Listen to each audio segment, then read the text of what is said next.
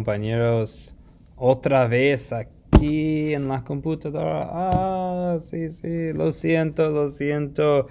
I feel like I owe you an explanation after 3 days of being gone. It's all comes down to my daycare situation, COVID outbreak, waiting for this, waiting for that. Nobody in my family's sick, but we're waiting for all that testing stuff. I'm sure you know how all of that stuff works. So I'm really hoping, can't guarantee, but I'm really hoping I'll be back in class tomorrow. Mañana, ¿sí? Ojalá.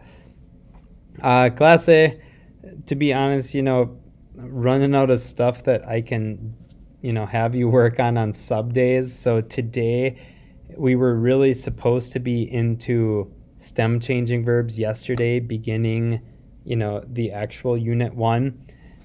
So I'm actually going to have you do a little bit of front loading, so learning about them on your own so that when I am back, we can maximize our learning in class together, okay? So I'm going to have you look at an assignment in EMC Passport. Now, there are some students who still aren't in, so I'm just going to start with a real quick explanation again of how you access EMC Passport. If you're not already in, you go into Google Classroom and scroll down to where it says Materiales del Curso, EMC Passport sign-up code. This is the code that we need right here. Okay, so you need to copy this code with the letter C in there. Okay, then Carnegie Learning. Salud, profe. Yeah. You want to register. Type in your email. I'll type in mine because I actually need to create a student account for myself. Paste in your invitation code here and sign up. Okay. And now you will make an account for yourself. And I said, make your password something really easy that you won't forget. This isn't high credentials, top security. It's your EMC learning account. So go ahead, make that, and now it's going to log you in. Okay? Muy bien. Okay, so when you log into your EMC Passport accounts, I would like everybody to go onto this tab that says Resources. Actually, it doesn't say Resources, but it looks like this. So we're going to click on this. Okay, it does say Resources eventually. Okay? And right now, I'd like you to change your level from level 2 back to level 1. You can do so by doing that. Okay? This allows you to access all of the level 1 curriculum stuff. And if you're really looking for neat ways to practice your Spanish outside of class, pick one of these level 1 readers, okay? These level 1 readers are really cool, okay? Great ways to practice your Spanish. There are lots of resources here, of course. We'll dive into the iCulture resources as the year goes on, but for today, I'd like us to focus on this one right here, Que Chévere. This is the course textbook. And when you open this, I'd like us to turn to page, actually not turn, but set your page right here to page. Yep, if you click on it, you can set it. 255, excuse me, 255. Okay, and then you could go to single page 255. Okay, and you can scroll into this. You know how to scroll, right? You put your fingers like this, and then you just open them up both on the D-pad here. Okay, so you can scroll in, and this is what I want you to do today.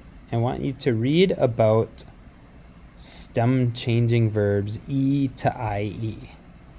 Okay, this is what we're going to be looking at tomorrow in class. There are different types of stem changers in the Spanish language. this is a pretty good visual right here that explains E to IE stem changers, okay? And there are tons of YouTube videos I could put on for you, even put some into Edpuzzle, but for today, I'd like for you to just see what the textbook has to say about E to IE stem changers, okay, as a starter. So go ahead and read this page. You can pause and then come back when you're ready. Bien, clase. Now, what I'd like you to do after looking through that EMC passport page about the verb pensar is I would like us to get Tarea 3 in our cuaderno. So if you could take out your cuaderno, por favor, ¿sí? Y poner Tarea 3, you're going to call these stem changing verbs. Okay? And there are different types of stem changing verbs that we're going to go over tomorrow in class. There are E to IE types, there are E to I types, and there are O to UE types, okay? But for now, we're just going to do an E to I type of stem changer, okay? And the verb that we're going to use as an example, ejemplo, es el verbo pensar. Pensar. Because that's the one in the book. That's the one that we can see as an example, okay? Again, the stem change here, the E changes to an IE. That's going to be important for us to know tomorrow, okay? If you read it in the textbook, it might make a little bit of sense right now, but how I would like us to visualize it here is by drawing our own boot in our cuaderno, okay?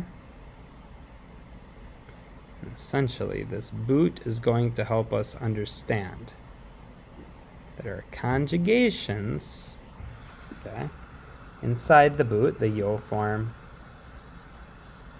the to form, the el, ella, and usted form, okay, are all going to get this stem change. And then remember, if you read the book, the ellos, the ellas, and the ustedes form is also inside the boot. Okay, so again, if you go back and read about why we use the shape of a boot, okay, it's because the verbs that are inside the shape are going to get this stem change. The E is going to change to an IE when the verb is inside the boot, okay? Otherwise, the conjugations look normal. An AR verb to get the endings o, as, a, amos, ais, an, that's all fairly normal, okay? But what's not normal is this change in the stem. Never really seen that before, okay? So, I'm not sure if my picture is paused or not, but that's not a huge deal. I'll just go ahead and get rid of that. Okay. Basically, the only thing that I have left for you guys to do today is fill in this boot in your cuaderno, okay? So we're going to say inside the boot, we're going to get yo pienso. Okay, we're inside the boot, that E, okay, in the stem of the verb, the E is going to change to an IE inside the boot, okay? Tu piensas, okay? If you look up at the green chart in the classroom, you'll see AR verbs in the present simple are, you know, supposed to end with o, as, a, amos, ais, an. So there's nothing abnormal about how this verb ends. Everything that's abnormal about this verb is in the stem, okay?